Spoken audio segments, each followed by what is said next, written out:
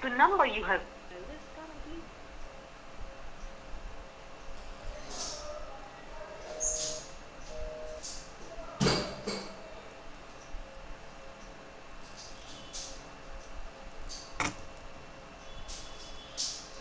Good morning, learners. Welcome you all to Unify Study Paper 1. ரொம்ப வேகமா நடக்கறியே அக்கா. முதல்ல ஏன் பின்னாடியே தானே நடப்பேன். ஏய் என்னோட ஸ்பீட் அதானே. நீ இப்பெல்லாம் சோர்ந்து போயிடுற. எல்லாம் ஓகே தானே? ஆமா. ஆனா எலும்புலதான் வலி இருக்கு. ஷீலா, உனக்கு இப்ப வயசாயிட்டு இருக்கு. எலும்புங்க புகார் பண்ணுது. ஆனா நீ கேட்க மாட்டேங்கிற. 40 வயசுக்கு அப்புறம் தினமும் ஷெல்கால் 500 தேவை. ஷெல்கால் 500 இதில் உள்ள கால்சியம் எலும்புகளை வலுவாக்குது, சோர்வு அடைய செய்யாது. Anita, Usha, Lekha, Undercover agent. Finding my people, the new beauty shopping experience. Tira, for every you. Download the app now. Good morning, everyone. Is there any Shelcal 500 இதில் உள்ள கால்சியம் எலும்புகளை வலுவாக்குது, சோர்வு அடைய செய்யாது. Anita, Usha, Lekha, Undercover agent. Finding my people, the new beauty shopping experience. Tira, for every you. Download the app now. Good morning, everyone. Is there any Shelcal 500 இதில் உள்ள calcium எலும்புகளை வலுவாக்குது, சோர்வு அடைய செய்யாது. Anita, Usha, Lekha, Undercover agent. Finding my people, the new beauty shopping experience. Okay. Now clear? Yeah, now clear. Yes, I've closed. I have closed. Sorry. Jivita, is it okay now? Yes. I have closed.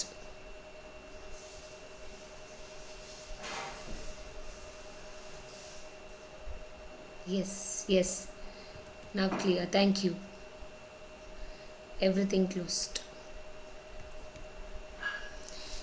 Yes, those who are new to the channel, please kindly do subscribe and listen to the Teaching Aptitude most important topics. Today we are going to have a mini marathon on all the important topics that we have discussed so far, and some will be new to you. Okay, so I will be taking you till completing all the topics. Okay, so let's start.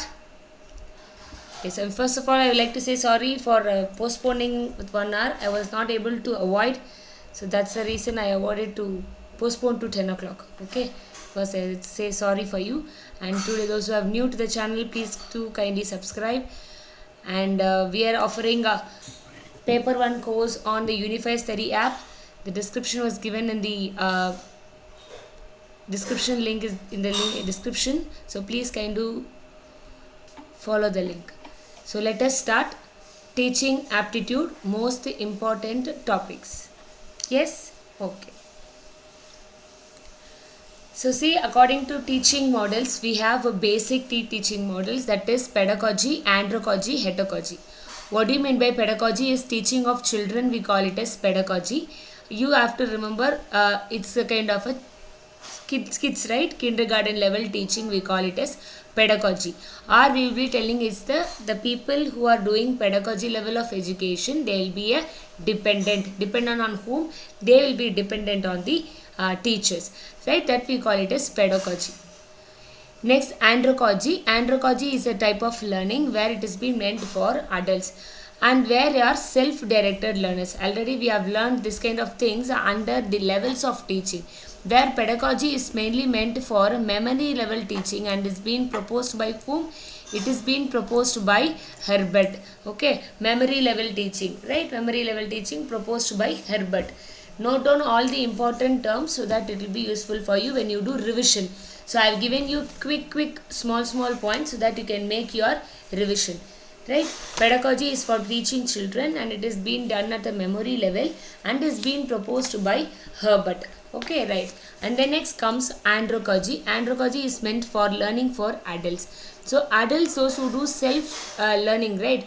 And those we call it as andragogy, and this felicitation of adults. It is being proposed by Shepherd,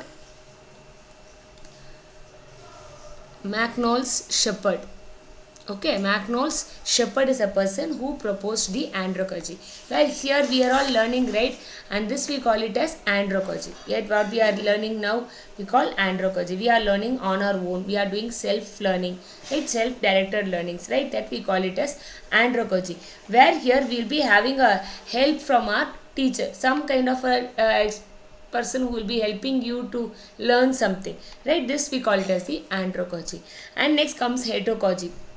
It is the management of learning for self-managed learners, right? This we call it as self-determined learners. This we call it as self-determined learners. Yes. Yes, Lopa. Knowles. Exactly right. Okay. Here in andragogy, the learner, the facilitators, the teachers who will be helping them, you can do this, like just they'll be showing the direction, and the direction will be selected by the learner, and they'll be going on their own to learn things, and that we called as andragogy. Okay, these are the three basic teaching models: pedagogy, andragogy, heterogogy. Pedagogy can be related to your memory level of teaching. Andragogy can be related to your adult learning. Okay, adult learning, where the adults will be learning, that's a self-directed learning. Okay, then heterogogy is the management of self-managed learners, we call heterogogy. Self-determined learners, we call heterogogy. These are the three important basic teaching models. Then we move to three basic levels of teaching. We have three levels of teaching: memory level, understanding level, and reflective level. Memory level, understanding level, and reflective level. 1 minute. 1 minute.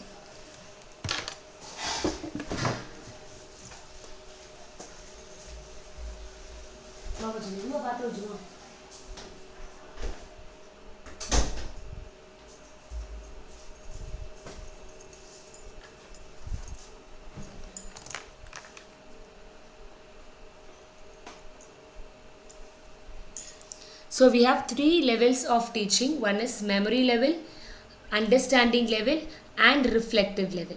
What do you mean by memory level teaching is, I said before, right, with respect to pedagogy. With respect to pedagogy. So whenever we are teaching the kids, children, small children, right, they will be doing memorization of things without doing like telling the rhymes, reading stories at the small age, right, telling rhymes along with the teacher. They will just memorizing whatever the teacher is telling without understanding what is there. It will take time for them to understand what is there inside the rhymes, right? So that first level we call it as memory level of teaching, which emphasize on memorization, rote learning. These are all the key words that we use for mentioning the levels of teaching. Rote learning, remembering what? The facts, remembering the facts, right? They will not understand what it is there in the content. They will just remember what is there. Remember. They will be rote learning. What do you mean by rote learning? Ma'am, some ad voice hearing. No, there is nothing. I have closed everything in behind. There is nothing there. Is there any disturbance? Is there any disturbance?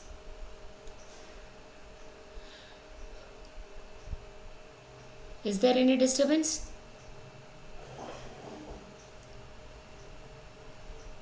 No, okay.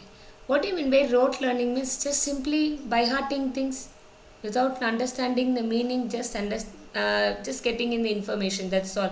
Just knowing about the facts and information. They will not know what is there in the content, but they will just taking inside. Okay. When I say some tables, right? 1 2s are 1, 2 1s are 1, 2 2s are 4, 2 3s are 6, 2 4s are 8, 2. They'll be telling the tables. When you go and ask them why that is 2 2s are 4, they will not know. It will take time for them to understand what is that 2 2s are 4. Okay? No, ma'am. Okay, clear. Okay. So they will not know what is that 2 2s are 4, 2 3s are 6, 2 4s. They will just tell you 2 3s are 6, 2 4s are 8, 2 5s are 10. That's all. But it will take, first they will memory all the concepts, and later they will understand what is that 2 3s are. They will be telling faster the tables. 2 1s are 2, 2 2s are 4, 2 3s are 6. They will be telling very fastly. But to know the meaning, what is that 2 3s are 6, it takes time for them. That comes to next level of understand, next level of teaching and learning. Okay, right. It can boost the memory but may not promote any deep comprehension. What do you mean by comprehension? Understanding. It does not promote. Okay, that goes the next level. So they here, what are the keywords? They will be remembering the facts, rote learning, facts and information, memorizing the concepts. Memorizing the concepts. These are the keywords of the basic level of teaching, memory level. Okay, this level is being proposed by Herbert.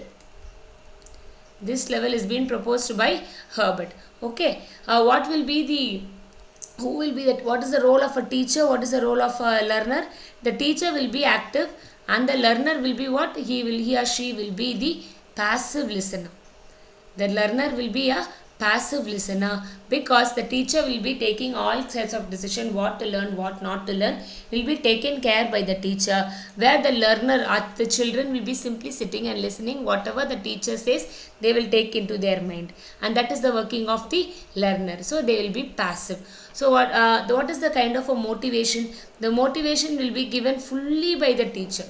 The motivation will be given fully by the teacher, where the learner will get the motivation from the teacher. If the teacher is very much motivated, very much interactive, means the students will be very much boosted, right? So the motivation depends upon the teacher who teaches the subject. Okay, our children will like few people who teaches very well, who interacts very well, who sings with them, who tells story with them, who play with them, because they are interactive, right? They make the kids to understand. So that motivation comes from that teacher. So that we call it as extrinsic motivation.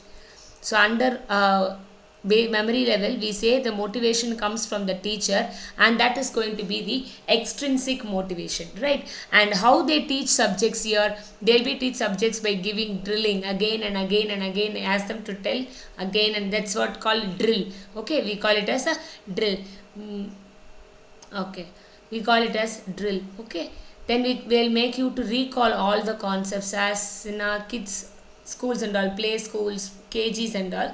The teacher will be telling the rhymes again and again, recalling the rhymes, recalling the stories, so that they can remember the poem, recall the concepts, right?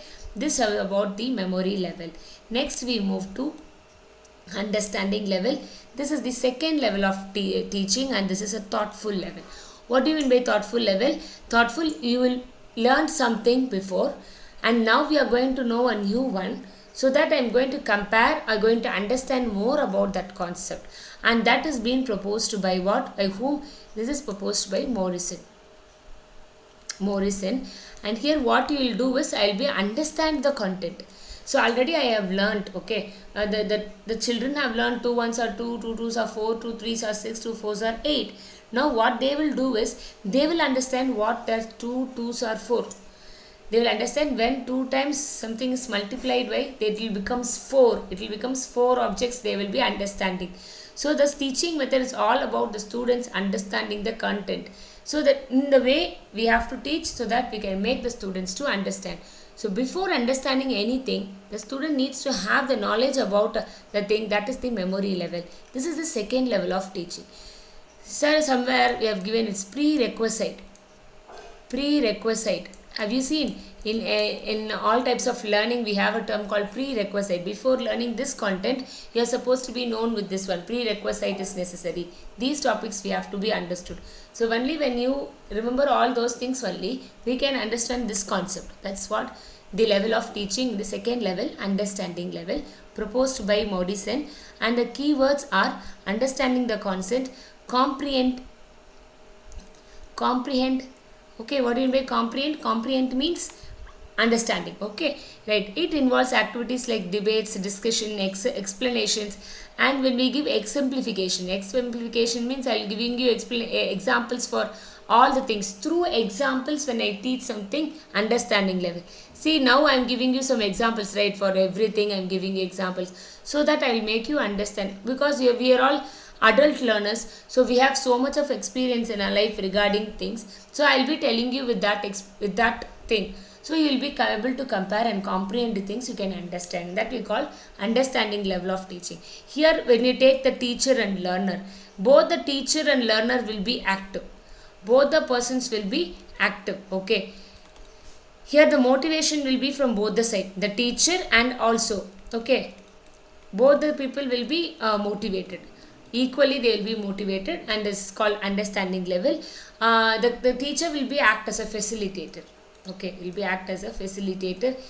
He or she will be telling you what to do, you have to do this. Okay, they will come to the classroom, they will assign some jobs, they will go around, they will check with the people what they are doing. Okay, if they do any mistake, they will correct them, so you can do like this way. When I say like this thing, that we called as a understanding level of teaching. Okay, this is the second level of teaching. How things will happen, see here how the evaluation will be done. The evaluation will be done on the basis of MCQs, oral and written, but there is one point added to it, what they will be doing with respect to comprehension. Have you we have given with reading comprehension, right? What is reading comprehension? How far we understand the concepts, how far we understand the reading the passage, and then we right answer for this question, and that we call it as comprehension. Okay, we understand the that passage and we then answering the question. That is all understanding level of questions. Thus way we will be evaluating the students. This is the second level, understanding level, proposed by Morrison. The keywords are comprehend, exemplification, seeing relationship between facts, Okay, there in memory level we will be talking only about facts. Here what we are going to do is we are going to see the relationship between the facts. There are many facts and they will be connect with the things, and we will seek something. So right, these are the keywords that we use under the understanding level. Clear? Yes? Okay. Next, reflective level. What is the reflective level? Reflective is a level proposed by Hunt, and they focused on what? Creative thinking or critical thinking. They are self-learners. Okay, they are self-learners. The learners who think out of the box. And that we call most thoughtful. Yes, most thoughtful level. So to develop a creative and critical thinking in students, we need reflective level of teaching to be followed. Okay, so whenever we take up college level students, PhD students, research students and all, for them the teacher's role will be very less. Have you watched? Those who do research and all, the teacher's role will be less compared to that of the student, where the research scholars has to do much work compared to that of the teacher. They have to come with a question, they have to come with a solution, they have to tell the teacher the possible ways where the problems are. So we will be presenting all the problems, and the teacher will just tells us, okay, you can go ahead with that one.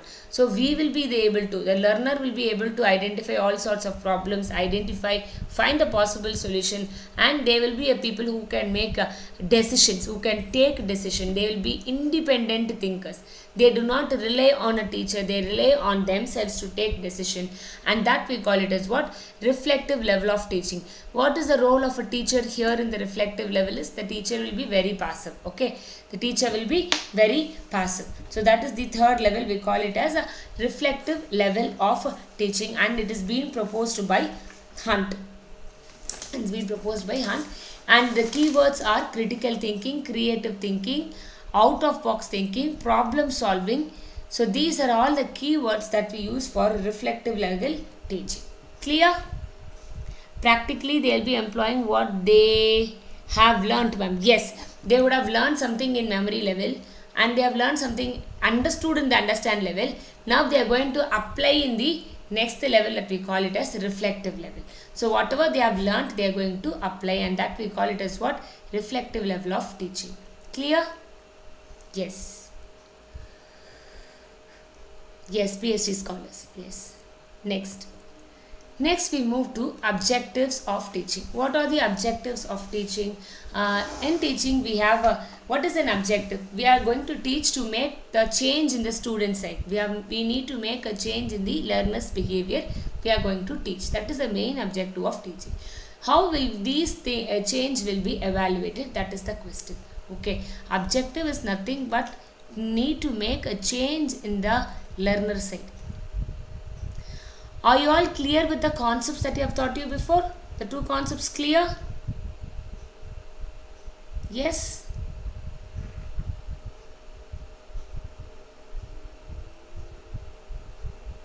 Yes, clear?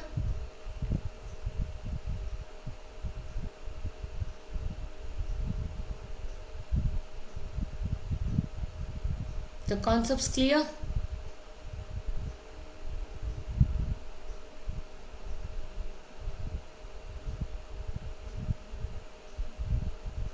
Yes. Okay. Yes. Please do share with your friends and do like. Yes, okay. Take notes, okay. Take short notes. Whatever I am telling you, this will be very helpful to you. Okay. Yes, clear. Okay. So, we teach something to see the change in the behavior of the learner. That is the reason we are teaching, right? And that is the main objective of teaching. So whenever I want to learn the change in the behavior, how that change can be evaluated. So that change can be given through instruction, and that can be understood these three things. Okay, so we have two classification of instructional objectives, where we can give instruction, and the instructional objectives of two types. One is given by Bloom's taxonomy and another one is given by Gagne's theory. Okay, these two people gave the theory, gave the instructional objective, how it can be studied, how it can be understood. They gave two different, Bloom's taxonomy gave one method and Gagne's gave one method.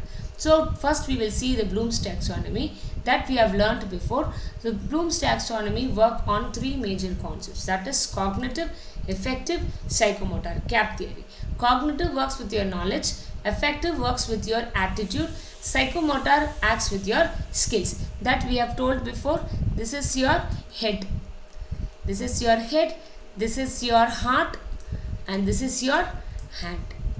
Clear? So the decisions will be taken from this side. Is your cognitive skill, cognitive domain. Affective is your heart, where you take decision through your feelings and emotion. Psychomotor is a thing where that domain of learning, we learn things through our hand, and that we call it as psychomotor. So cognitive, knowledge, affective, feelings or emotional areas, attitude. Psychomotor are the physical skills, through physical. So K-A-S. Remember K-A-S. Okay. So this is about the Bloom's taxonomy. What about the cognitive, affective and psychomotor? Cognitive, affective and psychomotor. Can you recollect what you have studied in cognitive, affective and psychomotor? Can you remember? Yes. Do you able to remember what we studied here? Yes, I will repeat. So under cognitive theory, it's CAP, that is K-C-A squared S-C, that is knowledge. Yes, you remember K-C-A-S squared, A squared S-C. What are all the things we learned under knowledge, comprehension, apply, very good, analyze,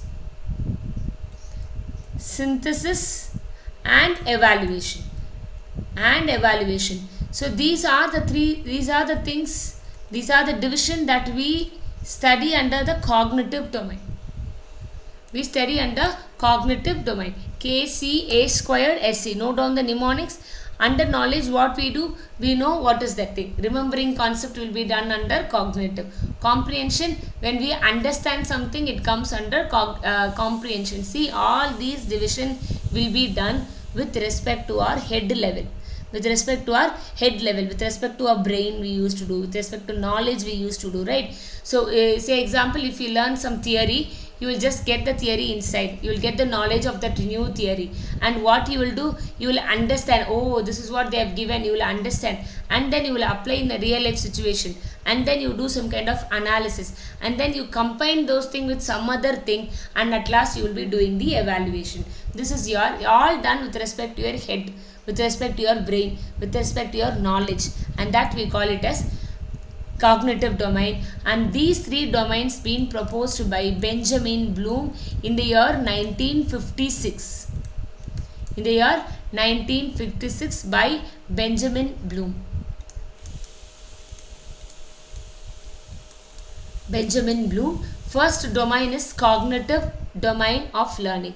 Next, when I learn something, I learn with respect to affective domain. What do you mean by affective domain? That is R squared VOC. R squared VOC, where the affective domain is with respect to my heart, with respect to my feelings, emotion, through which I will learn something. How? Where R is what? Receiving,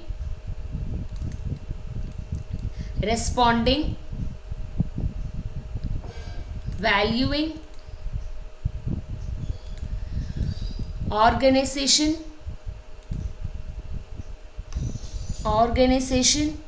and characterization.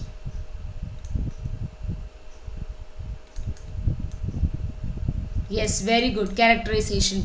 So whenever I do something, whenever I learn something through my feelings and emotion, I call it as the affective domain of teaching. Whenever I teach something, okay, when I listen to you people, right, when I listen to you people, I also have to keep this in my affective domain. I have to receive whatever comment you are telling me, okay. For that I have to respond to you what you have asked me the question. I have to value each and everyone's comments, right? So and then I have to make an organization so that the characterization will be there, okay. If there's something has to be changed, I can change. You give me some comment, then ma'am, this can be changed, so that we'll understand more means. So as a teacher, what I have to do, I have to make some characterization. Similarly on the either side of the student, okay, so that we can change, willingness to change the behavior in our one's life. It's called characterization. Organization means organizing the things, okay. Valuing means giving importance to an idea of a person, that's valuing. Responding, return back. The higher most is this characterization and evaluation. The lower order thinking is this knowledge receiving, okay. Lower order thinking, this will be your lower order thinking, this will be our lower order thinking, this will be your higher order thinking, okay. Higher order thinking level of each domains. And the next comes what? Psychomotor. Next comes psychomotor. What do you mean by psychomotor? Here it works with head, here it works with heart, here it's going to work with hand. Whatever you learn things, whatever you're going to get things through your hand, right? It is mainly concerned with your technical skill set. It is mainly going to work with your technical skill set. Please kindly do share with your friends. See, only when you share things we will learn more, okay. Please do share. And this can be given as IMPAN. IMPAN. What do you mean by IMPAN? Hand skills. Exactly. Whatever we learn through hand, we call it as what? Psychomotor. What is I? Is imitation.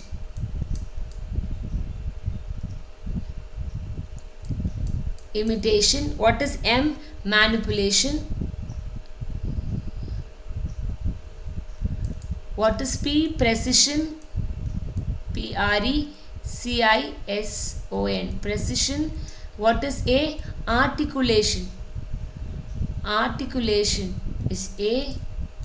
And what is N? Naturalization.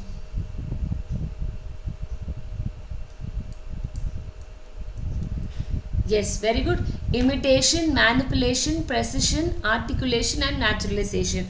What do you mean by imitation? I gave you on that day my example, right? We used to teach our kids, right? We used to teach our kids. We used to play. I used to skip. My daughter learned skipping from me. But what happened is she imitated me of doing skipping is the lowest level, lower order level, and then she manipulated to do backward skipping. She learned forward skipping from me, but what happened? She learned backward skipping.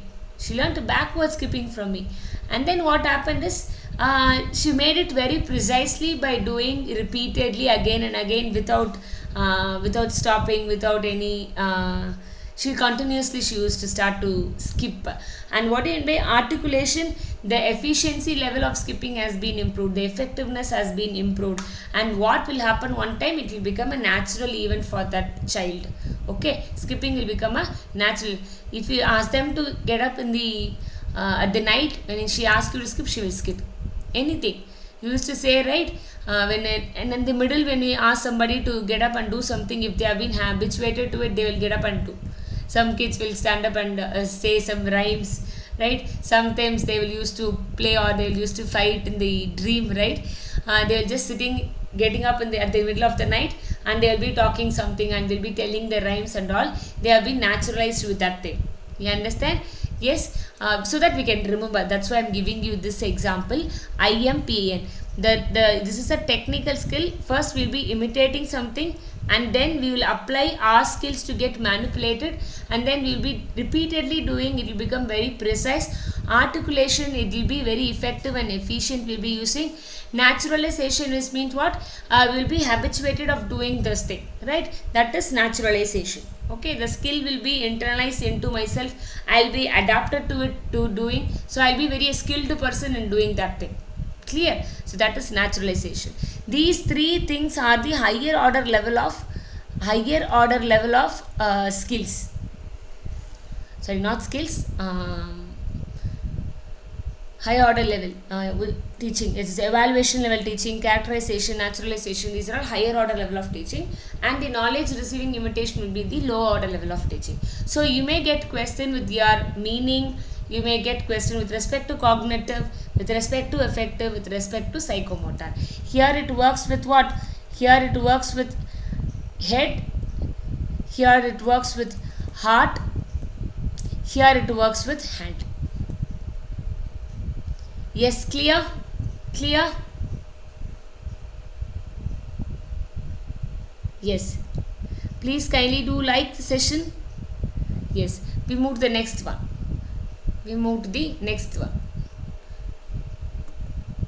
Next one is the objectives of teaching using Gagne and Briggs.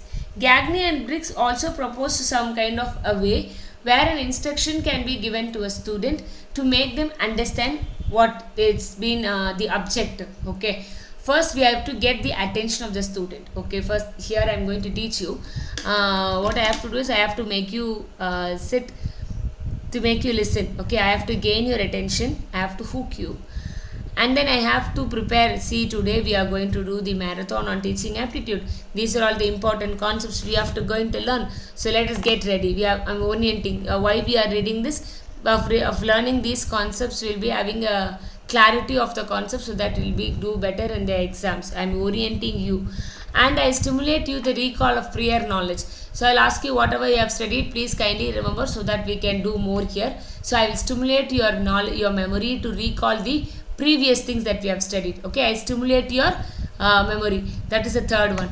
And then what I do is I'll present the PPT to you, to the new material or the old material. I'll just present the content. See, this is what we are going to do through a presentation or a chalk and talk or a chart.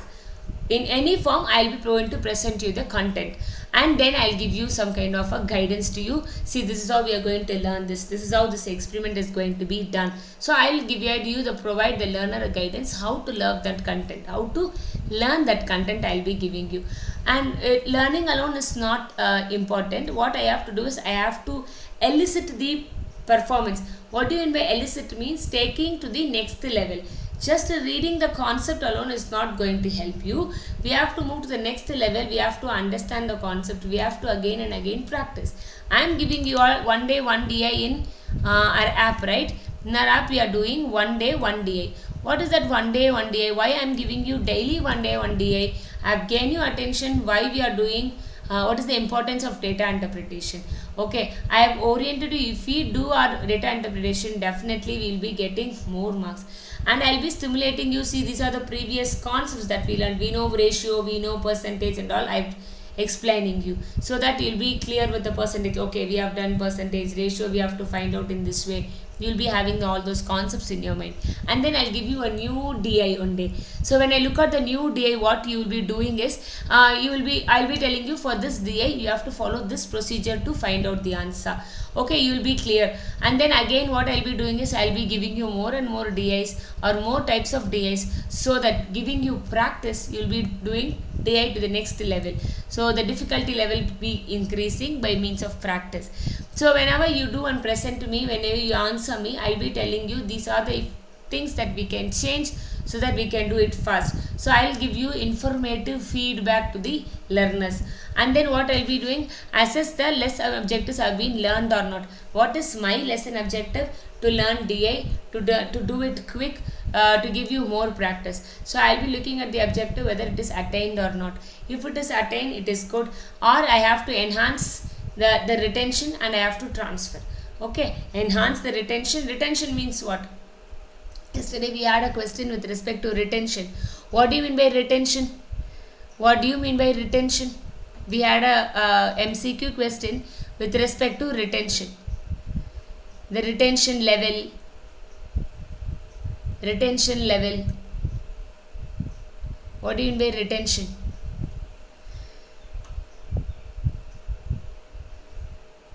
What do you mean by retention?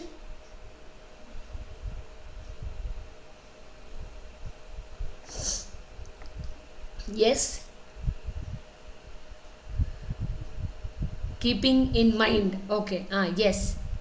So when I learn something, I have to keep in my mind. I have to keep store in my primary memory. Okay. I have to keep store in my primary memory. So whenever it is being asked, I can take it out and I can understand. Not recall, repeat. Okay. Yes. Yes. Kishori telling recall. Generalization. Okay. Stability. Very good. Very good. I'm getting different meanings. Retention. We discussed the question. We discussed the PYQ with respect to these terms. Retention, recall, recognition. You remember or not? We discussed the question with these terms. Recognition, recall. You remember?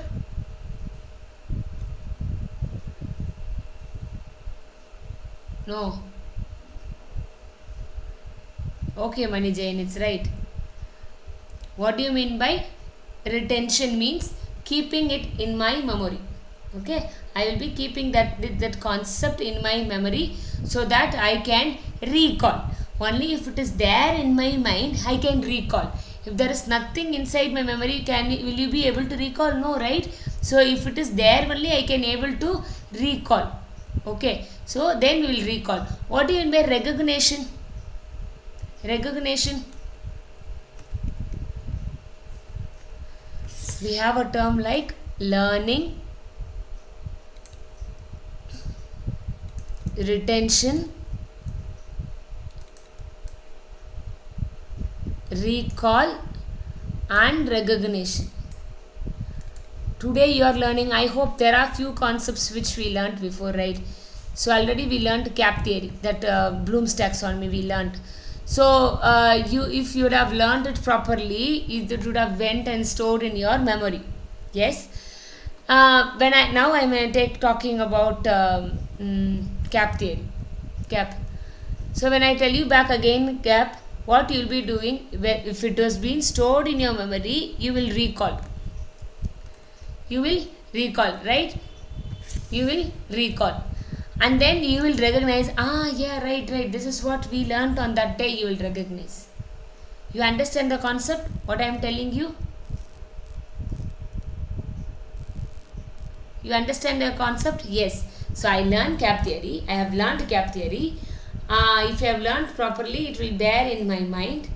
If it is there in my mind only, I will be able to recall. If I recall only, I will be able to recognize. Right? Clear? Yes, only if you would have learned before cap theory, you will be able to recognize. Without learning cap theory, will you be able to recognize? Yes. Clear? Yes. Understand these terminologies, this with the meaning. Learning comes retention, then recall, then recognition. Okay. So that when I do it again and again, you will be able to retain the concepts of data interpretation well in your mind. So I can enhance the retention, I can transfer the knowledge. So that you can help your friends also. So that you can help your friends in doing DI also. Yes, clear? Yes. So these are the 9 events of instruction with respect to Gagnes and bricks. Yes. Note it down. Please kindly note down. Yes. Next. Please kindly do share with your friends. Okay. Next we move to. So I am telling you, we have to teach. We have to give instruction to the students. Okay. Let me give instruction to the students. So giving instruction is not a single dimension activity, where we have many dimensions to be followed when giving to make our teaching very effective. Teaching aptitude is a concept where we have to take ourselves in the place. Okay. Do you want to break? 2 minutes break? I'm taking class for continuously of how long I'm taking? 40 minutes I'm taking. You want to have a break? 2 minutes? Or shall I continue?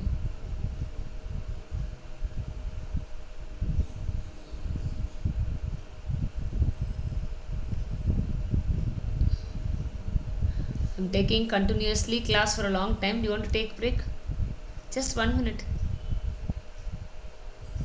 You can stand up, relax yourself. No, Chivita don't want. Chivita don't want. Okay. Then I'll go. Very good. Super. Good. Rohit needs to. Okay. Continue. Okay. Rohit, you can relax yourself. Aruna gets concerned about communication. Yes. Don't worry. We will do it, Aruna. Tomorrow next unit will be started from Monday onwards. Don't worry. Okay.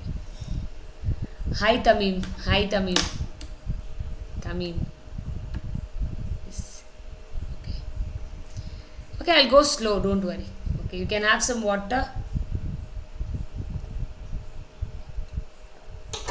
I don't want break. I'm asking you because usually the listening ability of a student or a learner, right, will not go beyond that limit. Okay. If I'm taking interestingly means no problem. So, okay, we will start. Okay, we will start. Start. I'll continue. So, teaching effectively is not with the. No, I don't need to have rest. No problem. So, teaching needs to have, will not be effective on taking only one dimension in mind. There are many dimensions has to be considered to make the teaching very effective. Okay, there are many dimensions has to be kept in mind to make our teaching effective. You all take you as an example. Don't take others. You as an example. There are 4 different dimensions has to be kept in mind to make our effective teaching. Okay, first one is clarity, variety, task orientation and engagement in learning. These are very basic things. With this we have another division that we will see next slide. What do you mean by clarity? What do you mean by clarity of teaching? I have to teach my students in a clear way so that they will be able to understand. I should not put too much of heavy hard words. I have to tell them, see, this is what we are going to learn today. Okay, we are going to learn these concepts only today. So for this you need to have this knowledge. If you have this knowledge, you can learn well. I will teach you what I am going to do. So I will be pinpointing each and everything very clearly so that the learner will at the end of the class, he or she will be able to understand. Okay, this is what the teacher has been taught. That we call it as clarity. So I need to have an objective for that one. See, this is the objective I am going to teach you. For that I have to give some basic knowledge, so where it is applied, where you have been used, all this basic knowledge I have to give them. And I have to give them some facts, right? These are all the things will explain you. I have to be pinpointing few things. Okay, so when I give all these things, they'll be definitely getting the concepts very clear. Am I giving you concepts clear now? Am I giving you concepts clear now? So that my teaching will be effective. I can understand.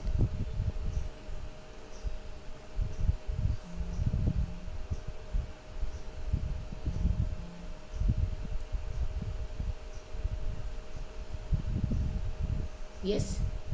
Objective knowledge, facts, pinpointing, concepts clear. Is my concepts clear?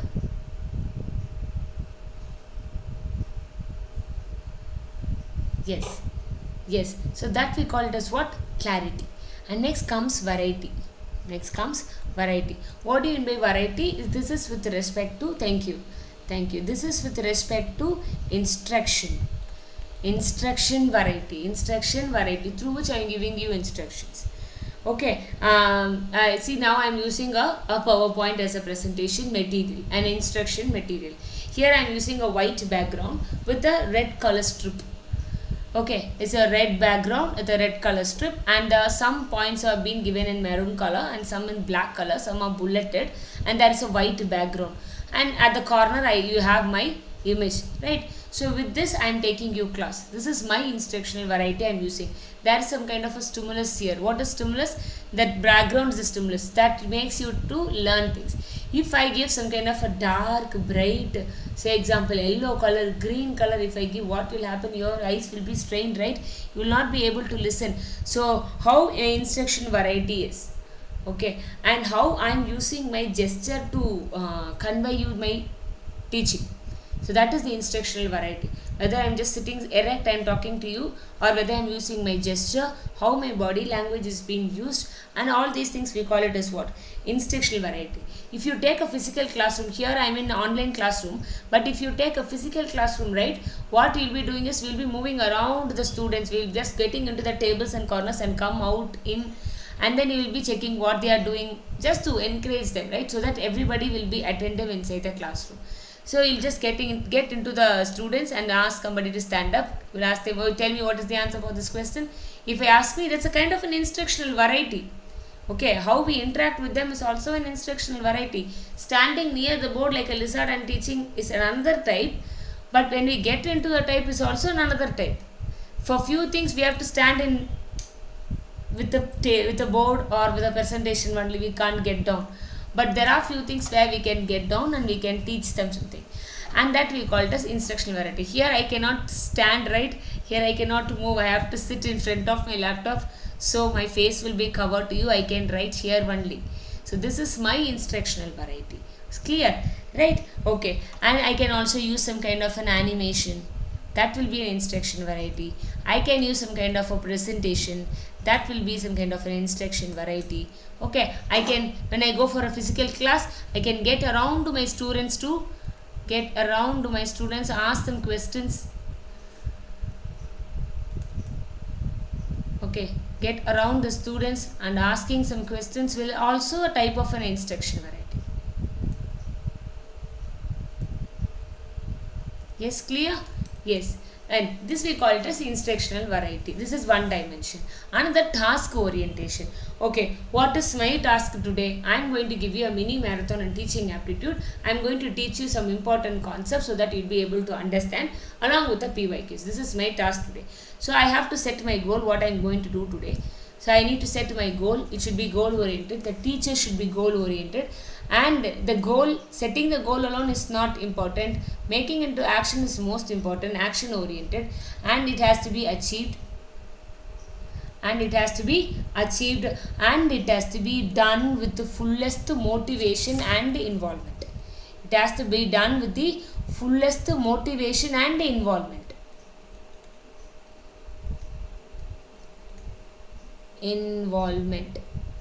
involvement, fulfillment. With this concept, when I do something only, it will reach you.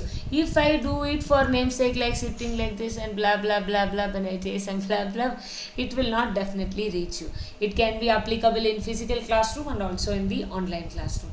So I have to make you listen, I have to make you understand what I am telling you. So this is goal oriented, action oriented, achieved. I need to achieve all those things, right, what I have been set in the goal, and I have to do all these things with the fullest motivation and involvement, so that it will be reached you. Okay, and I have to do the relaxed mode. What happened, at the beginning, first the 2 slides, I was being a bit tensed actually. After the third, fourth slide only, my temper has been lowered down. First 2 slides I have been in a type of unstable position, because of the delay and all. I was thinking all those things. I am not stable enough. I am not in a relaxed mode. What happened, that relaxed mode, I was been blabbering something. Not blabbering. We will not able to deliver properly when you are not in a relaxed mode. So whatever you teach, right, we have to be in a very relaxed mode. Take a deep breath. In a relaxed mode. You would have noticed me in between I am taking breath. Okay, why means I have to make myself relax. Now I am okay. Now everything is nicely going, but when we are entering into DI, my head is rotating. Mani said, DI is rotating. Very good. It's nice actually. What happened is, we have been practiced in that way, that whenever we take DI, we have been practiced that it is difficult, we will not be able to do. We have made our mind in such a way that we can't do. That's the problem. Yes.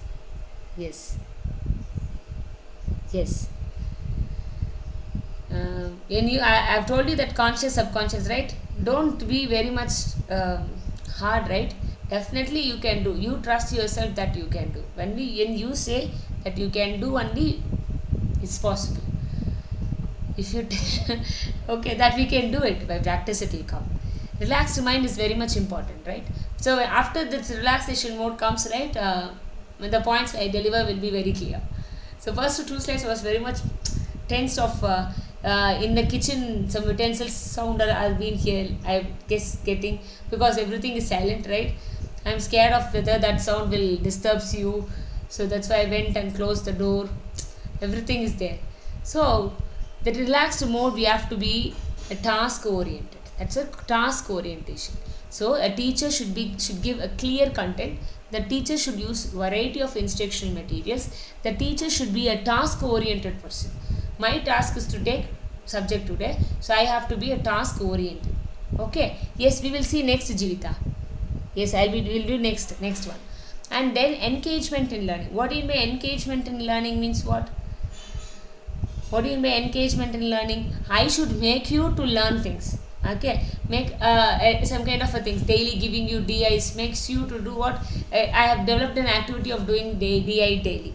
Okay, I have developed some kind of a concentration, some kind of a focus towards doing DI.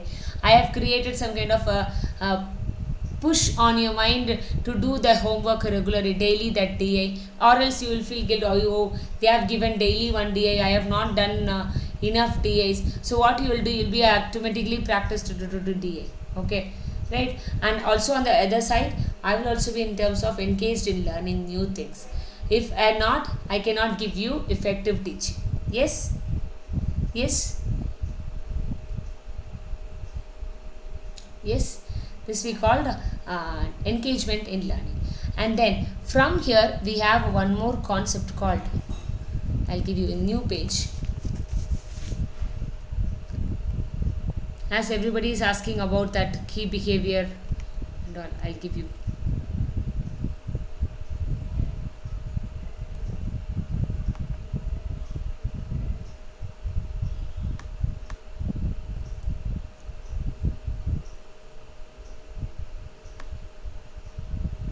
This effective teaching behavior can be done by a term called two things. One is key behavior.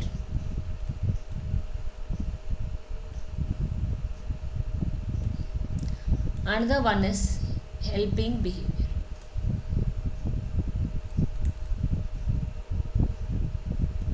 helping behavior. We will see one by one what is key behavior and what is helping behavior. What do you mean by a key? So a teacher has to do the teaching effectively. For that they have to have some kind of a key behaviors. What do you mean by key behavior? I have to give the content very clear.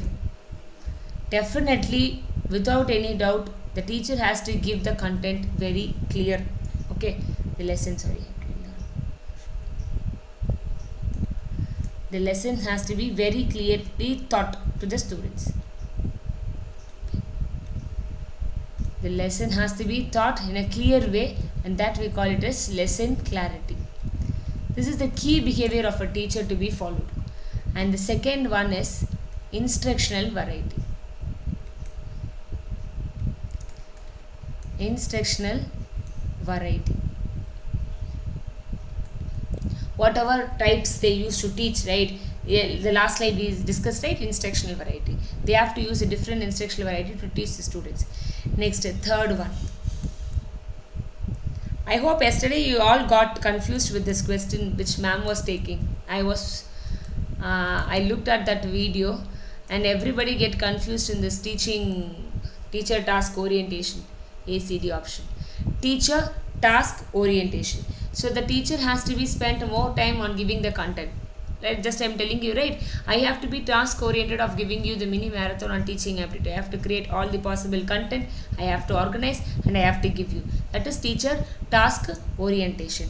And the fourth one is engagement.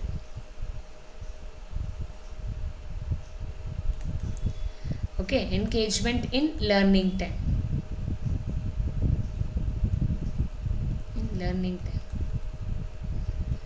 Engagement in learning time has to be a active learner. Okay, right. Next, fifth one, success rate.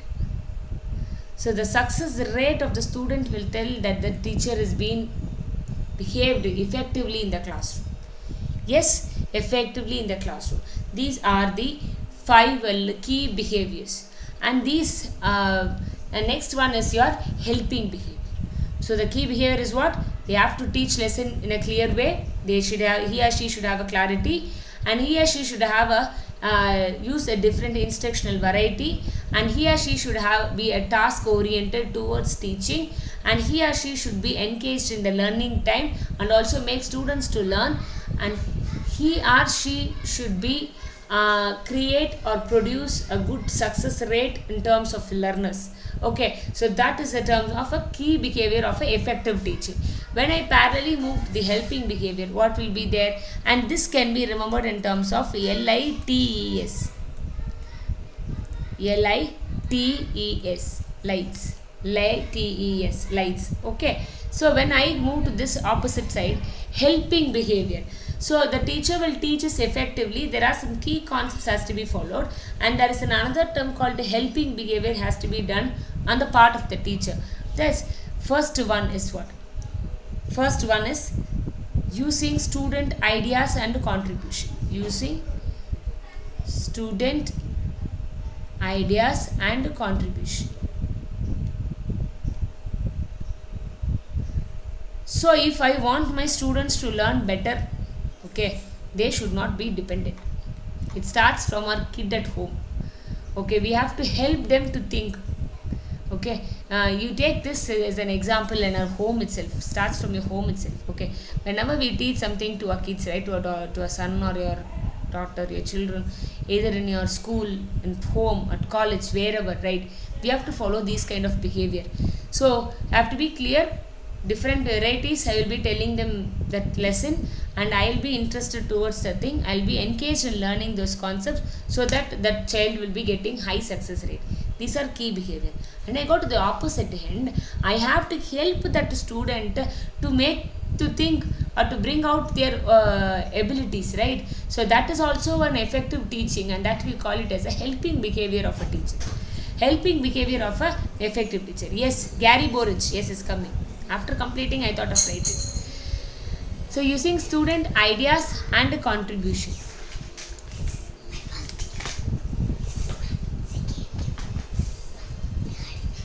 Okay. Using student ideas and a contribution. This is the first one.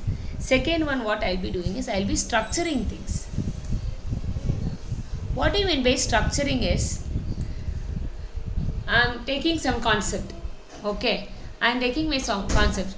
Sometimes some students will give, ma'am, this will be the example also. No, this is the right example. Some will ask, I'll say yes, right, you're also right. That can also be an example for this topic. When I say something means I'm using the ideas of the student to explain that concept more well, and also he will also feel happy. He will also get the knowledge more, and that we call this using student ideas and contribution. And structuring, after completing, I'll be telling them, see, these are all the things that we have seen so far, these are all the content we have covered, so that you will understand more. When I structure something and I will tell them, summarize at the end. This we call summarizing at the end. Summarizing at the end. Okay, that we call it as what? Structuring. That I call it as structuring. Okay, right. So what next point? Next point is questioning. Next is questioning. What do you mean by questioning? So whenever I make the students to question, that is the kind of helping behavior. Not only taking classes, okay, I should make the student to ask question. Very good, Sheetal. I should ask the students to ask questions to the teacher. That will be a kind of an helping behavior and will be an effective teaching, so that I make the students to think. That is questioning. And the fourth one is what? Probing. Probing means what? There are differences between questioning and probing. Questioning is making them to think and make them to ask question. Probing is asking question, again in turn asking question, again in turn asking some question. I am making them to think again and again and again. I probe them to ask more questions. Probe them to ask more questions is probing. Okay. Then fifth one is teacher's effect. I will write here. The fifth one is teacher's effect. Very good, Seetal. I hope you have been revising the concepts. Very good. Yes. Yes. Okay. USQPT. Yes, you can remember in this way. Clear? Yes. So what do you mean by teacher's effect? What do you mean by teacher's effect? Effect.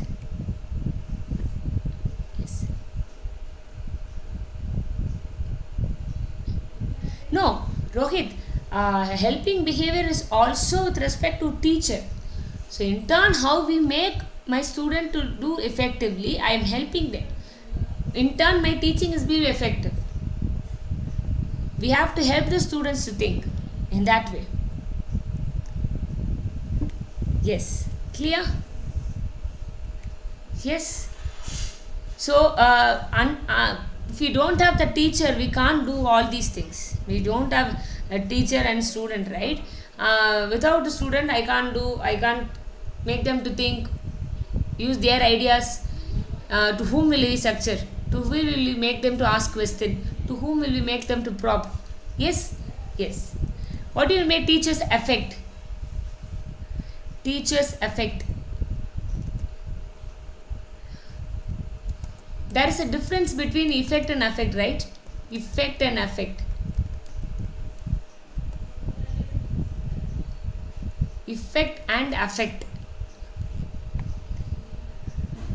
What do you mean by effect and affect? There is a difference. Teacher's effect and affect. If it is affect means what? The teacher's ideologies, the teacher's influence will be reflected on their academic performance. Okay, will be there on the performance. Okay, right. So I'll make them to do good things. That's what teachers affect. Clear? Okay. So these are all the key behavior and helping behavior of a teacher. Yes. LITS the keyword. USQPT. Using, yes, exactly. Yes. Using student ideas and contribution, structuring, questioning, probing, teacher's effect. Clear? Shall I move to the next one? Yes. Yes, very good. Very good. Yes. Yes. Result is the impact. So only when we impact our students, only they will do things better. Yes. Affect is the impact, effect is the result. So I have to impact my students, I have to touch my students, right? In that case, my teaching will be effective. Very good, super. Next I move to the next topic. Next we move to methods of teaching. I'll just go fast that we have studied before. Methods of teaching, teacher-centered and learner-centered. What are teacher-centered methods? Where the teacher will be the active person, the learner will be listening to the students. Teacher will be giving all the contents, what to be taught, how to be taught, everything will be in the minds of a teacher. What will be the type methods of teaching using teacher-centered? Better children. Probing means making them to ask the questions again and again and again. More and more deep questions. That's probing. Asking more and more deep questions. Okay. They will be inquire more. They will be get deep into the thing. Then only we will do probing. Questioning means make our learning process, a thinking process to ask a question. Okay. Making a thinking process to ask a question. Tapping the memory. Hey, ask some question. Simply sitting, it will tell. Okay. That is questioning. Probing only when you go deep into the concept. Why this is happening? Why this is happening? Why this not? Why this is? So getting deep into make you to think more, ask you more questions. That's probing. Clear? Yes. Very good. Very good. Then next we move to teacher center and learner center. So what is yesterday we discussed, right? Teacher center means lectures, giving lectures, giving chalk and talk method, giving chalk and talk, doing team teaching. So these are all the types of learner centered methods. What are the teacher centered methods? What are learner centered methods? Yesterday we discussed many different types of role playing, simulation, project work. Yes, project work and discussion.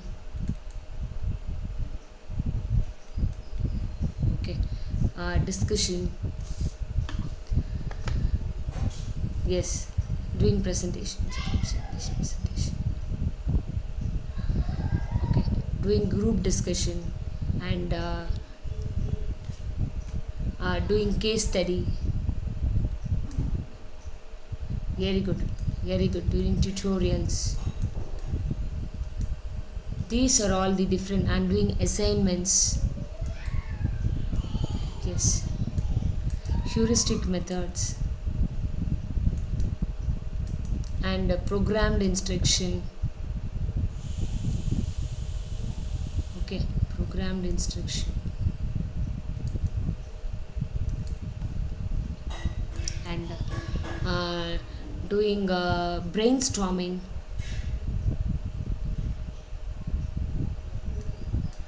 These all comes under what kind of method? Learner centered method. Clear? Dialogic and all comes under there here. Dialogic comes under teacher centered methods. These are the things that we discussed yesterday also. Kindly do remember which are the teacher centered and which are the learner centered methods. Yes, computer assisted learning. CAL. Computer assisted learning. Yes, clear? Yes. I move to next. Important concept in teaching aptitude is their learning theories. Actually, I was planned to take you yesterday, but because of the some unexpected things, I was not again able to take. So today I am going to take you this learning theories. We have many different types of learning theories. Okay. In the terms of learners come.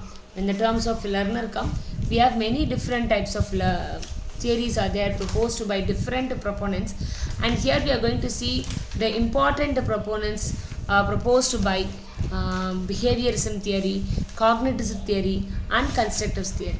Okay, so these are the very important constructivist theory that we are going to learn. These all comes under the category of a learner. Till now we covered a concept on teacher, and now we are going to cover a concept on learner side. So on learner side, what are all the things that we have to do? Okay, class 12 which time, ma'am? I focused on taking 1.5 hours timing. Okay, focus of taking 1.5. It's a marathon, right? So it will be useful for you to do your quick revision. So that's why. Why, Seetal ma'am? You want to leave? Okay. So till now we have discussed about the teacher side. Now we have moved to the learning theories on the learner perspective. Okay. So a learner, we have different types of learners, and this learning theories is being start from the scratch and to the advanced level. So there are three basic theories that we are supposed to learn, that is behaviorist theory, cognitive theory and constructivist theory. Behaviorist theory means what? Behaviorist theory, what do you mean by behavior? What do you mean by behavior? There is a small child, right? There's a small kid, infant, it's there.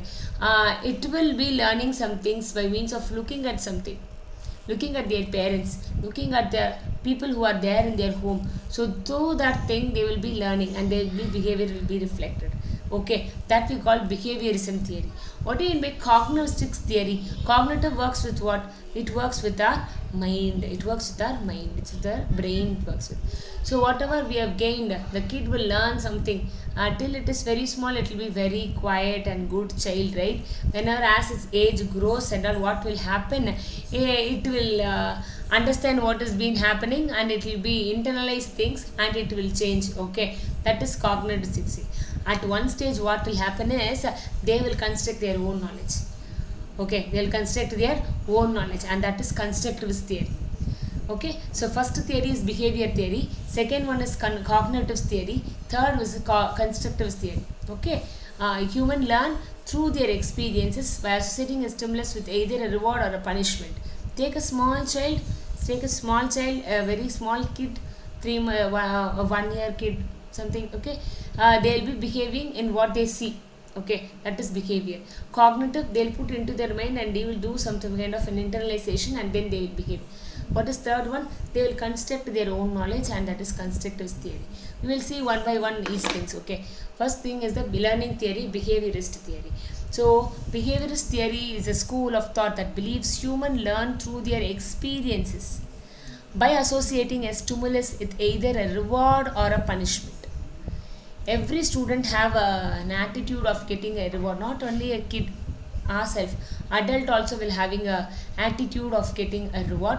We will be behaving in such a way. Whenever we get a reward, we will behave in such a way. Whenever we get a punishment, also will behave in such a way.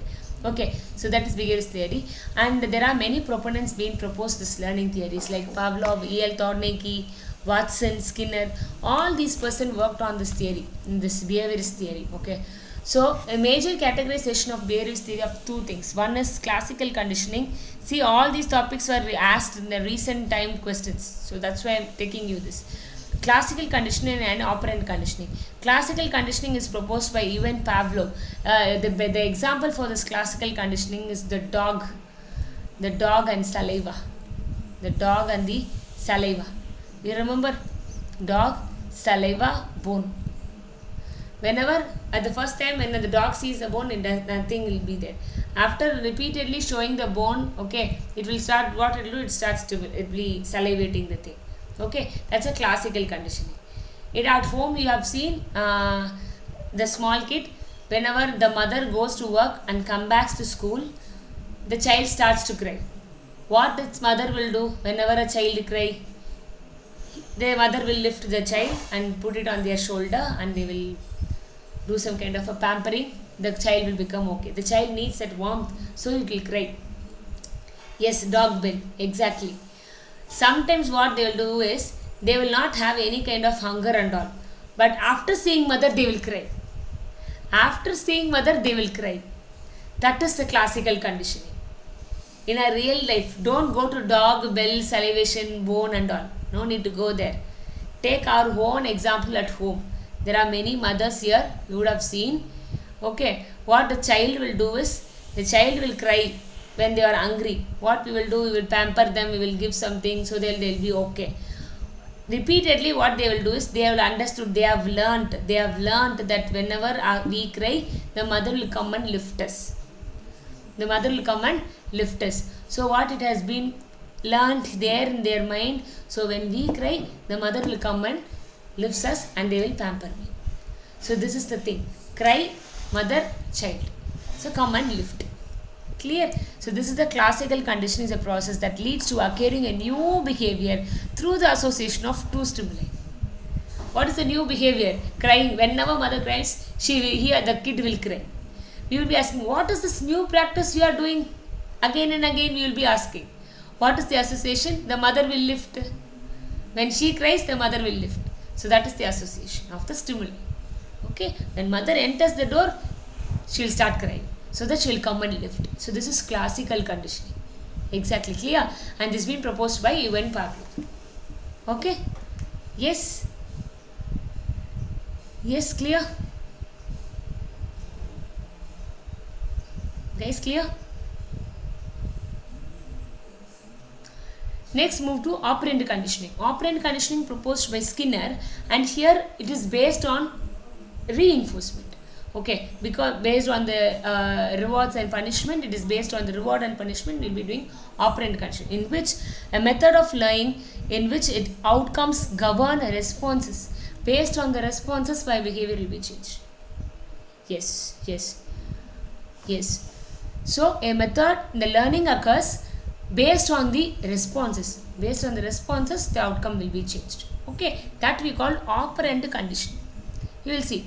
We have four types of reinforcement. What do you mean by reinforcement first?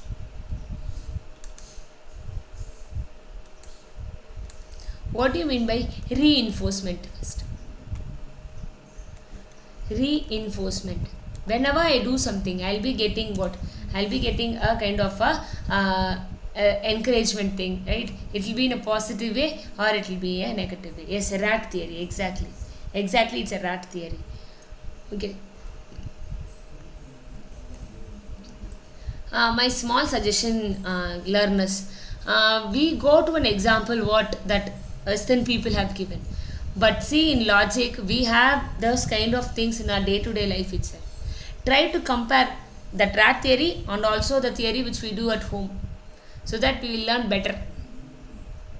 We will learn better. Okay.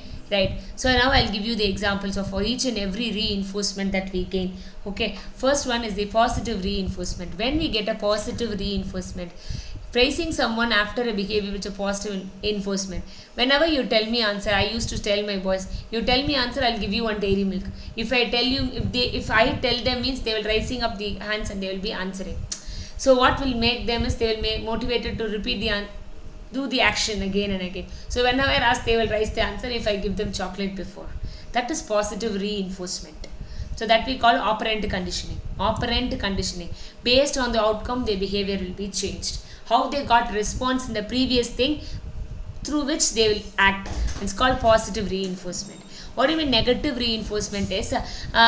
See, when I go out, okay, when I go out for a drive in a hot summer, what will happen when I go without any gloves and all, what will happen? All my skin will get tanned. It is a negative reinforcement, right? It is a negative reinforcement. What I will do, I will apply some sunscreen or I will apply some kind of a gloves over my hands and my shoulder and all. So what will happen? Then my neck and my hands will be shaved. But what is that negative reinforcement? The output will be what? The output will be a negative one. So to overcome the output negative outcome, I will save myself. Okay, see, before heading out the day for a beach, you shatter the sunscreen, the behavior. Okay, I just apply the sunscreen on my hands to avoid get sunburnt. So that stimulus is what? The sunburnt. Okay, to avoid the sunburnt, I apply what? Sunscreen lotion. Clear? So that we called negative reinforcement. Yes. Next, the positive punishment. What do you mean positive punishment? If any boys or girls, right, do mischief in the classroom, what I will do? Hey, you should not do it again. This is their punishment. Go and do, and then sit back in the classroom. I will be saying, why I am giving that punishment? So that he will never repeat it again in the classroom. So it's a positive kind of giving punishment. It is a positive kind of giving punishment. Oh, you go and write it 10 times and come back and sit into the classroom. When I say means, it is a positive punishment. Yes. What is a negative punishment? I go in a bike I'm going without a helmet, what will happen? No, they'll ask me and charge me money. They'll fake 1,000 rupees fine and elect me. That is a negative punishment, and that will be charged in my charge sheets, right? All the things. Similarly, I'm going for many times. What will happen? One time my license will be cancelled. In our country it will not happen, but when we do it in some other countries where the traffic is being held very strict, but nowadays many places it has come. Everywhere the cameras has been loaded, so there is no need of police. The camera will recognize whether the man is with helmet or not. It automatically make fine. You know, right? In many places it has come.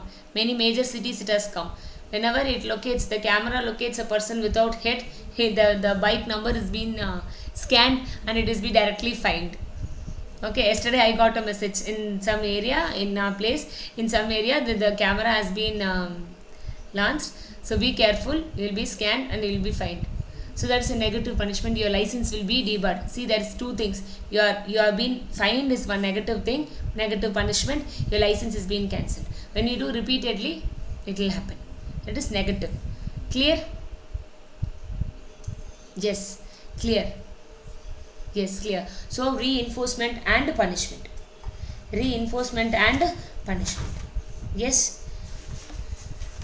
This is about the behaviorist theory. Yes, and under behaviorist theory we have there are laws of learning. There are laws of learning. How a child will learn, how a person will learn. Law of effect, law of readiness, law of exercise. This question has been asked in March 2023. Which of the following is not under laws of learning? Okay, they gave you 4 laws of learning, and which one is not laws of learning? Law of effect, law of readiness, law of exercise. What do you mean by law of effect? Effect means what? Based on the result we do learn something, right? You will get appreciation, so we will do. We will get some kind of a reward, so we will do, right? So based on the effect we will learn something. When we learn something, I will be getting the promotion, so I will learn. If I learn this thing, my mother will appreciate me, so I will learn. If I learn this thing, my children and my husband will appreciate me and they will get me a gift for me, so I will learn. So based on the effect, when I learn something, that is a law of effect, right? When you want to please your children and your husband, what you will do what they like the most, and they will be pleased, and there is an effect. They will not scold you, right? So it's kind of based on the that reward, right?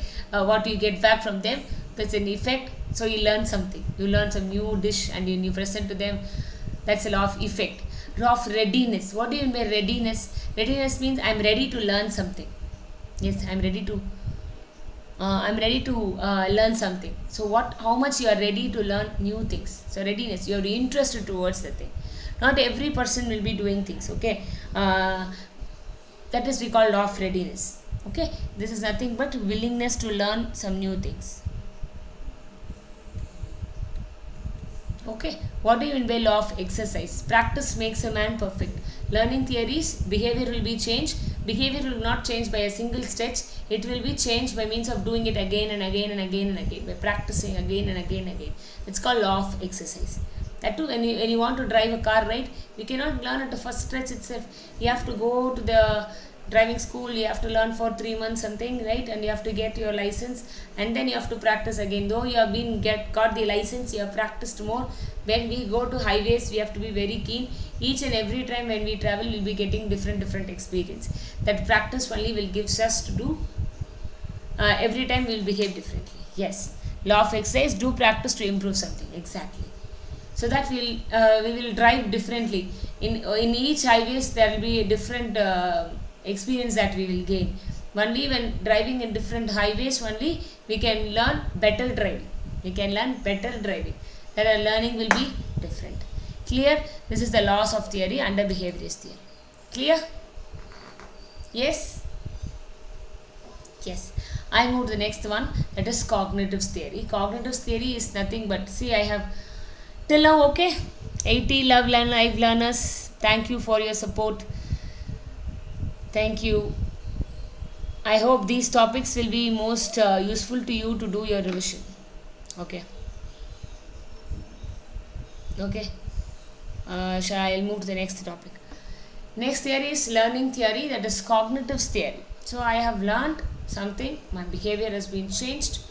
It alone is not going to be important. They have to move to the next level, and that is called the cognitive theory. Cognitive works with what? It works with the brain, it works with the knowledge. So it focuses on the internal process surrounding information and memory, where it works on, there are many major theories. 2 minutes water break. You want rockets? Yes, you can take. Everybody can take. As the class has been going for how long? How long the class is going for? 1 hour it is going. Okay. You can have some break. I'll give you 2 minutes break. Take 2 minutes break.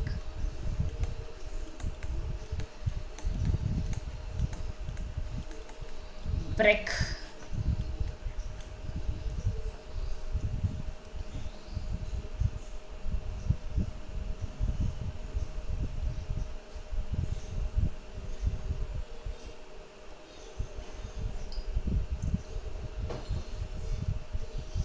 Take 2 minutes break, learners.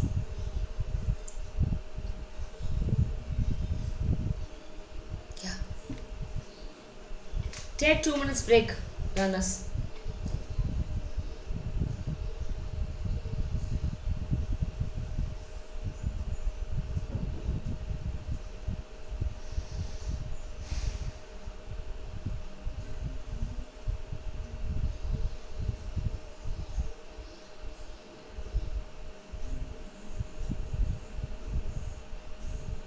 You can take a break, have some water. We'll just see these two theories, okay? Cognitives and the constructives theory, and then we go with few questions, and then we will quit the session. Is concepts clear to all?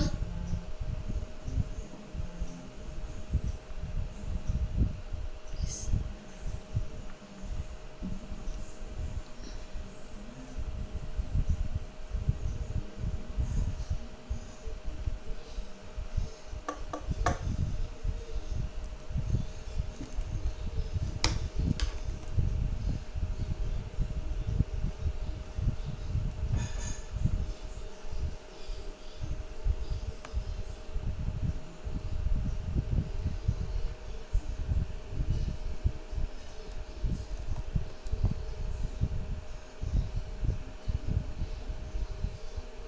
I think there's too much of delay.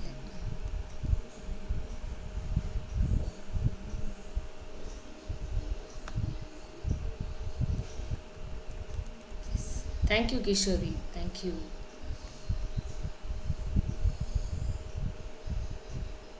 Yes, thank you.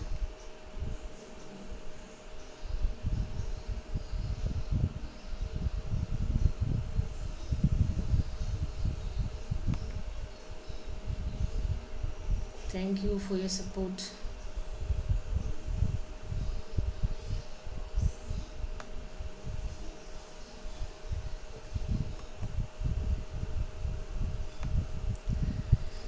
Okay, shall we start?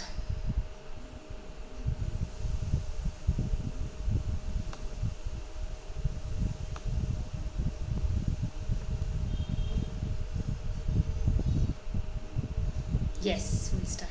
Yes, we'll start.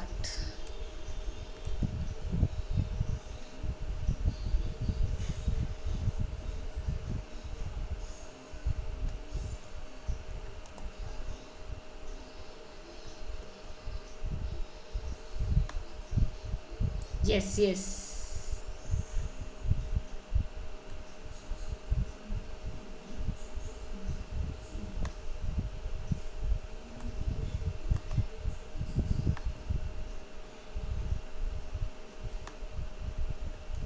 Okay. Next we move to, okay, we take, next subject is research, Shachital. Next is research. We will complete it, don't worry.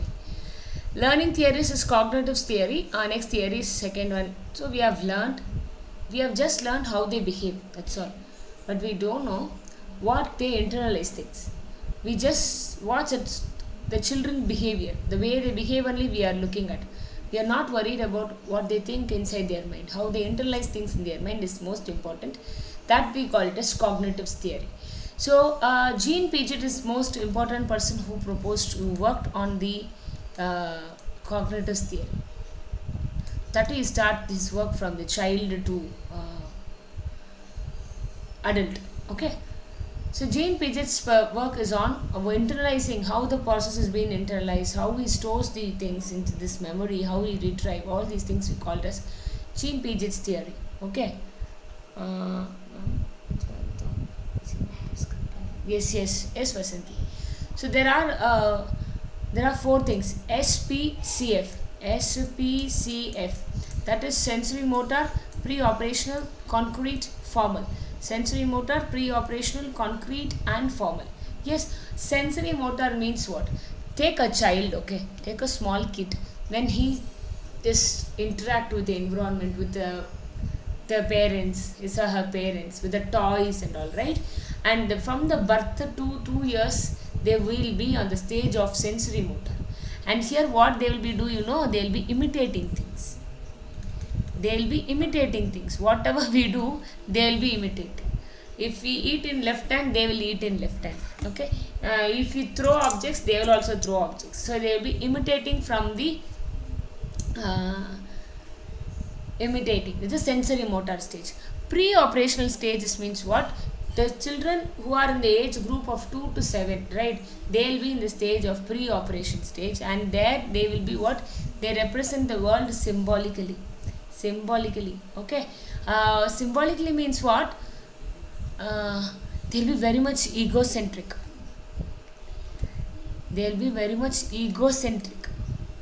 Thank you all for your thank you.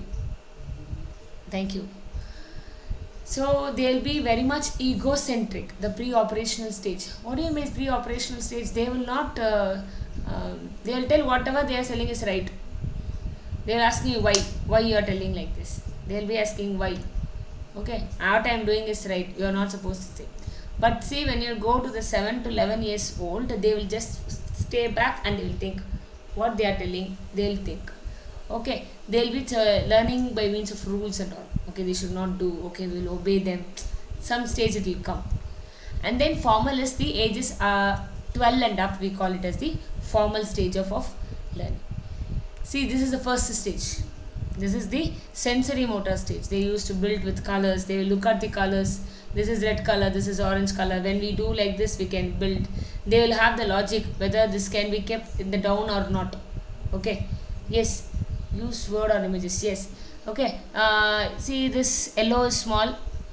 Then this green. So they can top only, the yellow can be topped only on the green, not below the green. So they will understand after doing the trial and error, they will understand we cannot keep. They will have that logic. They will be internalizing their memory capacities. Okay, so by which they will construct this one. At the first they will do wrong, but by doing again and again they will understand how to build this one. Okay, if you have a child, kids at your home, you would have seen, or if it have been your sisters, brothers, daughters or son, you would have seen. Right? At the first stage they will not do. Again and again when they repeat, they will understand. This is sensory motor. What do you mean pre-operational stages 2 to 7? They used to pretend them as a teacher. Hey, I am a teacher, I am going to teach you, you have to go and listen. When they say like that thing, we call it as a pre-operational stage. It happens between what? 2 to 7 years of age. 2 to 7 years of age. Okay. Next is your third stage. Have you seen kids doing this, playing this game that they are the teacher? Have you seen? Have you seen at home? Have you seen at home? Kids will be playing that, hey, I am a teacher, come, let's play. Keeping all their toys, they'll be playing. Have you seen? Yes, they will represent everything symbolically. They will giving names to that doll. Your name is this, your name is this. They'll be giving all those things. Okay, so that we call it as what? Pre-operational stage. Then next comes, yes, your daughter. Yes, Kishori. Yes, very good. Yes, boys will be doing it differently. Boys will be doing it differently. Girls will be doing it differently. Okay. They will think that the toy has a feeling. The toy is also a human being, they will think. They will think that the toy is having a feeling. He will respond to whatever we say. That is the mindset of a children. But as age grows, they say, hey, it's a doll, it will not speak to us. At later stage only they will understand that is just a doll. Or what happened in the next stage, right? They will think that we are dolls. They will think that we are dolls. We have to respond to whatever they say. If not, they will get anger. You got it? They will not get anger whenever the doll does not respond. But when they come to next stage at 7 to 11, pre-operational stage, what happens is they expect this doll to respond. If not, they will cry, they will shout. That is the next stage of concrete operational stage, that between 7 to 11 years. Yes, this also will be done at your home. Yes or no? Yes or no? They'll be doing everything, they'll be thinking operationally, they'll be thinking, they'll be applying the rules. Okay, if we speak to a person, the person has to speak to us. If I do this experiment, then the experiment has to give me answer. Okay, they'll be thinking everything logically in a concrete way, they'll be thinking. Yes, yes. Okay, yes.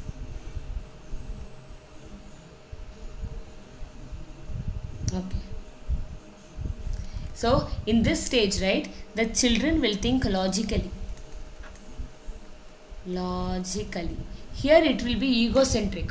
Here it will be egocentric. He will tell whatever he says, he or she says is right. He will not understand other people's feelings. Okay, but here when it takes means logically, they will understand what others are telling about. They will try to understand. They will just, okay, let's think what other people are telling. That they will understand. They will wait. Okay, and that we call logical. It's concrete operational stage. They think logical. They think on facts, what other people think or feel. Okay, that is the concrete operational stage. And then move to formal operational stage. What do you mean by formal operation stage? That is the next level. The children who are above that adolescent, right? Not adolescent, 12 years of age, right? They will be getting into the adolescent. They will be getting into the adolescent. Their behavior will be changing, because they will be able to combine things, classify things. This is right, this is wrong. They will be able to understand at this age of time. They will be able to think systematically so that they can deliver things.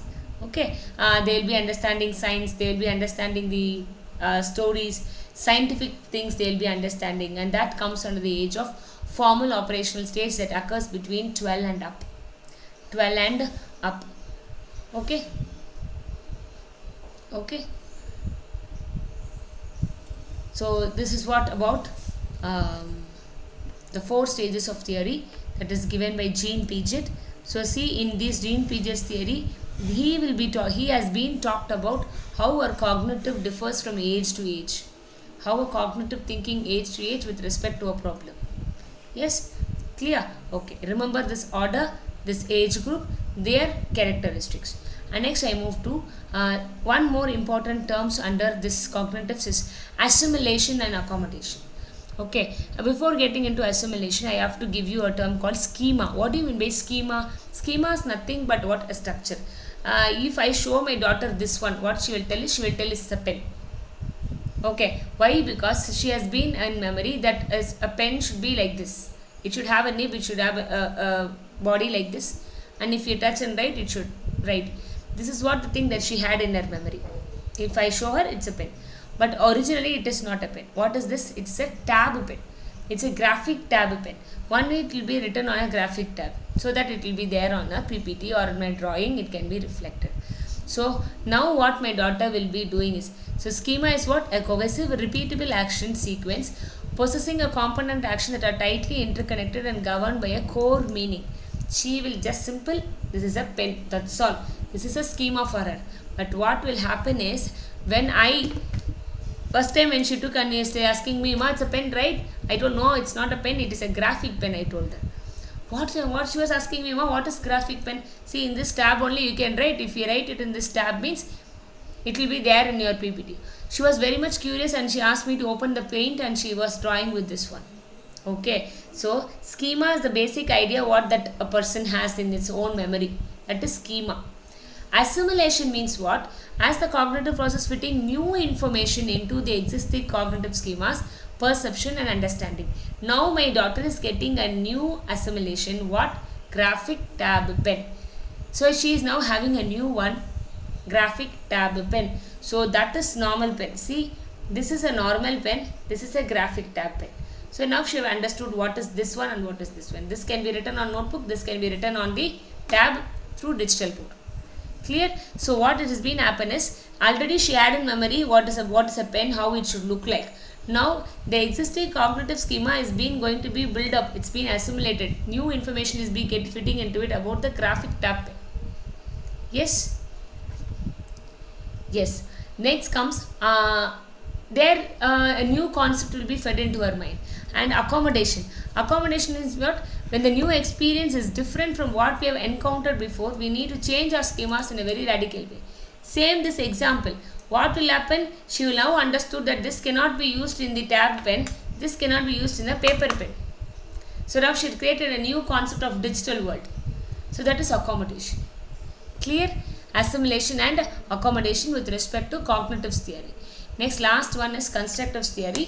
So I have my behavior, change in behavior by means of experience, and I have taken into my mind, I have done some internalization, through which internalization I have now, what I am going to do is I am going to construct theories. I am going to construct new knowledges. That is called constructive theory, and this makes a learner active. This makes a person to understand it better and more. Okay, he will not be very passive, he will become active, he will be thinking creative, he will be thinking critical, he will be getting new knowledge into his mind, and that we call constructive theory. Here also Jean Piaget has been worked, Vygotsky has been worked, Brunner has been worked. So these are the theory, important persons who worked on the constructive theory. Okay, so far what we have discussed, I'll just go and give you a glimpse of what we have discussed. Okay, yes. Is it stuck? Is it stuck? Guys, stuck? Yes, it's stuck. 1 minute, I'll check. 1 minute.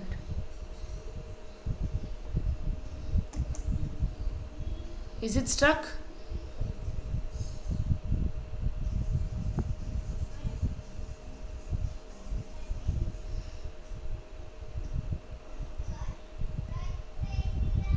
Okay, very good. Is it okay? Visible?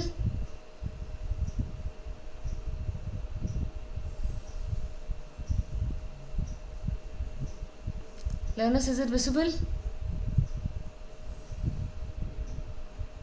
Yes. I think somewhere it is stuck. Okay. Yes. It is buffering.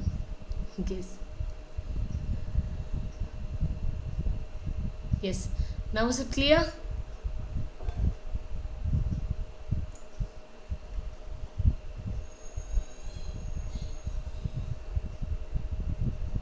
It's stuck.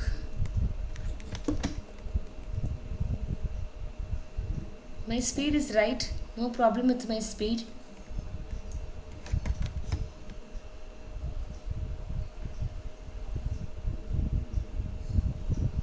Now is it all clear?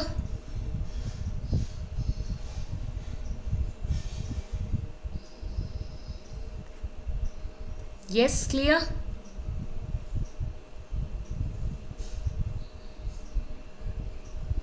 Oh, no, ma'am. Wait. I'll check.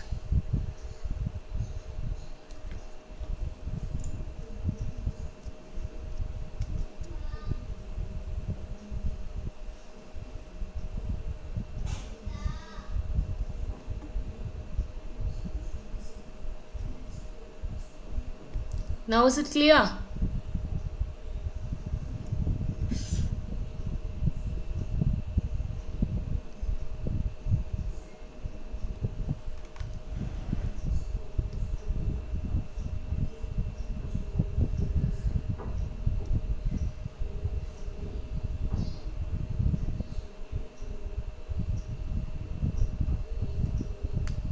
Now is it clear?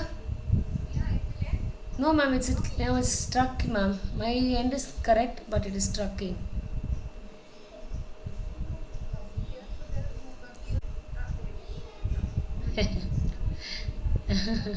Started. Started. Yeah.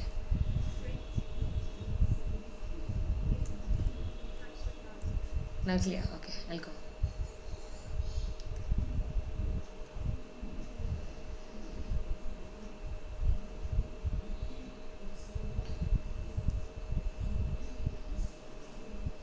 Hi, learners, I'm back.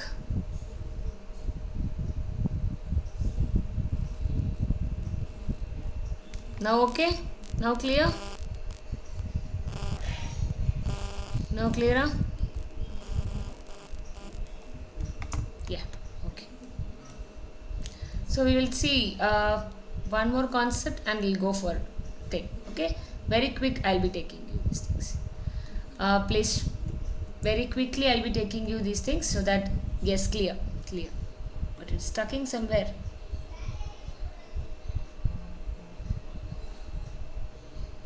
It's still stucking somewhere. For my end it is stucking. Okay, so far we have seen the concept of teaching pedagogy, andragogy, heterogogy, and we have seen the levels of teaching. Yes, we have seen the levels of teaching. I've just consolidate all the things. Okay, we have seen the methods of teaching. It's stucking there. We have seen the methods of teaching and we have discussed about the levels of teaching, and inside levels we discussed memory level, reflect, understanding and reflect. Memory, understanding, reflect. Here we have seen pedagogy, andragogy, heterogogy. Okay, and then we have seen objectives. Inside objectives we discussed what?